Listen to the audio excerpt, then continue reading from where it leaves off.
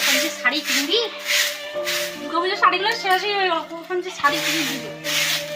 আচ্ছা তোর হাতে আমি শাড়ি কিনা পরাবো নয়। কি বলি কামলায় দেখো তোর জ্ঞান কামড় আছে কি না? কি হয়েছে সেটা জ্ঞান কান্না দেখা কি আছে? দুর্গাপুজোর কাপড় নিবে, ওই মাঝে কাপড় লাগবি, সব হাতে কাপড় লাগ শেষ হয়ে গেল, তখন মোক কাপড় নিয়ে দেবো? কাপড় নেব তো, কাপড় নেব তো সেটা কথা কয় কি একবারে উল্টা সিধা বলছি। কাপড় নেব তো কাপড় নিব হবে, কাপড় তো নিয়ে দিবি।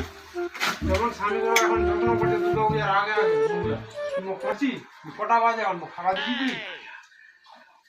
এখন 12টা 2টা বাজি গেল মনে হয়, খাবার তো কোনো নাম দিন না নাই শাড়ি কিনে দিন মুখ আগে আগে মাখা তারপর শাড়ি কিনে দিন।